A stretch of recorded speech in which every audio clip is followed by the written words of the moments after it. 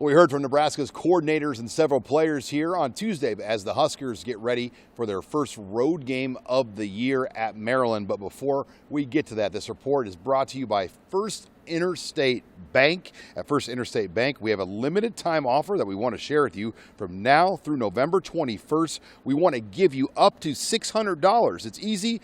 Simply open a new checking account, savings account, or better yet, both, and you can put $600 in your wallet. You deserve it. Learn more at firstinterstatebank.com/fall25bonus, subject to eligibility requirements. First Interstate Bank, member FDIC. But first and foremost, we talked with offensive coordinator Dana Holgorsen about just cleaning up some of the things he saw with his offense a week ago. I hadn't been through a two-quarter stretch like that. That was tough. You know, there is a lot that went into it. I can give you a bunch of excuses, but at the end of the day, it's about just executing, and you know, we didn't do that. You know, every play that we called, and you know, there's an explanation for what went wrong on every play. You know, and whether it was one guy or whether it was a bad call or, you know, somebody got whipped or somebody busted an assignment or whatever it was, you can pinpoint what went wrong on every single play, you know, and so that's our job as coaches. But it was challenging. And Holgorsen also hit on just quarterback Dylan Raiola and just some of the things he wants to see out of him moving forward. You know, there's a lot on a starting quarterback. Okay, I'm just going to talk about that position, okay, because I think Dylan does an outstanding job at virtually everything when it comes to being a student athlete here. Obviously, starting quarterback, team captain, legacy, all the rest of it. But there was a lot going on, right? He was getting knocked around, bad snaps, missed assignments. You know, you're going into the win for two quarters, which ended up biting them in the tail, right? I mean, it was strategic on their part, but it ended up once Emmett scored that touchdown, I was like, game's over, you know, and it was a tight game, but I'm like, game's over.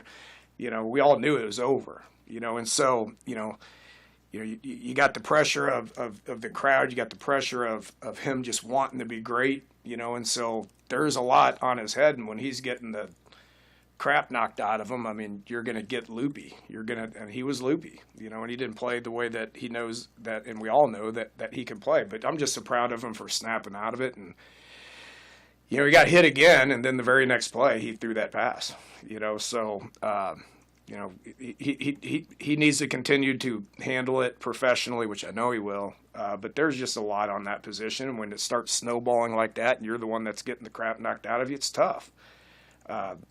Good for him for just hanging in there, making a play, and then getting us the win. And for Raiola, I know he's excited to get back to work here for a big stretch with two upcoming road games. Yeah, you can't get two without one, right? So we're not even looking past this first game and to the Minnesota game, which I believe it is. So all our energy, all our effort, and everything that we're focused on is on Maryland, because you're going to play a great football team. And if you look past them, you look over them, you're going to end up with a loss and then figuring out, oh, what happened? Why did this happen? Why did that happen? So we want to avoid all that at all costs and put our best foot forward to win this football game and worry about the next after. We also saw Nebraska make quite a change on the offensive line with Elijah Pritchett at left tackle, Gunnar Gatula at right tackle. Both Holgorsen and Henry Latoski hit on that. They just got to keep improving every day, man. I mean, you know, we just made that decision to, you know, go with those guys. You know, there's older people behind them that know more, but those guys are younger and they're the future, you know. So they had a good day out there today, and they just need to put their head down. We got to coach them hard, and, you know, I think they're just going to get better every week. Yeah, no, I think we did a really good job of it during the game. You know, obviously hit a lull in the second quarter, sorry. But, you know, the ability to bounce back from that, I think, was huge. And it really just came from all five of us getting on the same page. As for the challenge this week with Maryland, a lot of talk about this Terrapin pass rush. Explosive, athletic. They look great, look the part. You guys are, you know, well coached, and, you know, they play hard, they play with intensity. And they're very athletic. So, once again, be a tremendous challenge for us to continue to improve. times in the game last week we improved, and times in the game last week we did not improve. We all saw that. So it's another opportunity to go out there and get better. I mean, it's Big Ten football that's going to be challenging every week. We know that. We realize that. Last week was challenging, and I was proud of how we worked ourselves out of some things to finish the way that we finished. Talk about one-score games all the time. That one wasn't, So, got to travel and go up there and play an opponent on their field, and a good opponent on their field. I'm sure they're going to be motivated with how that fourth quarter went for them last week, and we will prepare and expect their best. Yeah, they don't, blitz a whole lot. They're going to play you straight, and they're going to win by technique. So it's going to be a technique versus technique game. It's going to be our technique versus theirs all game. And so I think that's, how they've gotten people is because so far, they've had better technique than the teams they played against. As for the defense, for John Butler and his crew, the challenge will be facing off against true freshman quarterback Malik Washington, who's had an outstanding start to his collegiate career. He looks like he's very well coached, meaning that he is obviously hasn't been sacked, and he really hasn't made many mistakes on tape. So he knows where to go with the ball based on what the coverage looks like pre-snap, what the coverage looks like post-snap. Looks like he has some really good blitz answers that he makes. He's a decisive kid and makes the throws. So, you just look at his numbers through the year. Every game he's thrown for over 200 yards, throws a nice ball. So I think it's definitely a challenge. And then he's got some skill around him at receiver some skill guys that can run, and a tight end that can get open and catch the ball. So it's definitely a challenge for us, probably one of our biggest challenges to this point, just in terms of the overall passing game, the operation of their passing game, how well he's coached by their offensive staff. So it's definitely a huge challenge.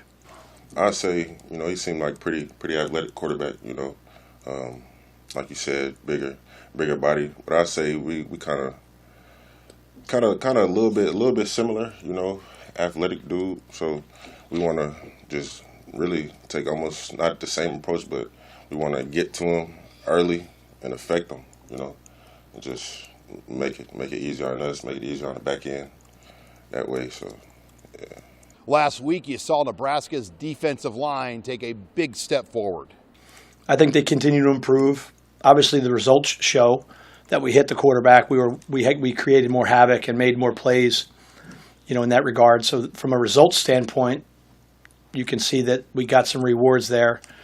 I think the results came from not just the work we put in this week, but the continued work through the year and the emphasis of how to win in one-on-one pass rush, how to attack their protections, how to get off blocks, how to effectively move, how to get more population to the football. So I think that really with that, just like every position on our defense, it's all a work in progress. But I think because of the youth and the experience there, I think they'll continue to get better. It was just being more violent than we normally were. Last game we felt like we wasn't as violent as we were supposed to be. And that was the main goal, is just to be violent, get off blocks, and make havoc plays. That was a theme for the week, havoc. And just cause havoc. I think for us, that's need to be the theme for the whole season. So that's what we're doing. Really just focusing on it in the week, on the bye week we had, just focusing on getting to the passer, getting off the ball, affecting the quarterback. It's really, we just emphasized it in practice. I feel like it translated to the game. And the passing defense continues to be a story for Nebraska as the Huskers lead the country in total passing yards allowed per game. They have not allowed a starting quarterback to have more than 105 yards passing in a single game. Yeah, I think, it's just every week just being intentional about development. I think we're a very tight-knit group. We always make sure to get extra work in whenever we can, go over film, concepts, just stuff like that. So, it's just about, every week just trying to get better. And finally, it's always good to get on the road. Nebraska will get out there a day earlier than normal as the Huskers will go to Maryland on Thursday. Yeah, we love it. We love it. Cincinnati didn't, that game didn't really count as a road game. We think it was a home game for us, but we look forward to it. We love the challenge. We love, going somewhere and putting our best foot forward and trying to win a football game, and that just so happens to be on the road and facing a great team, and we gotta get ready and we gotta prepare as hard as we can to get ready for this team. Yeah, I think it's going to be a great challenge for us. I went to school in that area. I went to Catholic U in D.C., which is like 10 minutes from College Park. So it'll be good to get back in that area of the country. But it's a business trip, right? And, we're going out there. When we're going out there, we're going to practice our ass off over the next couple of days and then finish our preparation, in the College Park, I guess Bethesda areas, wherever we're going. But, yeah, it's exciting to get on the road because, you really test yourself in the mettle of your defense. You got to be able to – I've always believed that when you go on the road, you better pack your defense because, that's just what you have to do. So excited about the challenge and wherever it is, whether it's in College Park or State College or where we're going to Minnesota the next week, you got to be ready to play. Right. Yeah. It's definitely a new thing for us getting on the road this time. I'm excited for it. I feel like it's a new environment.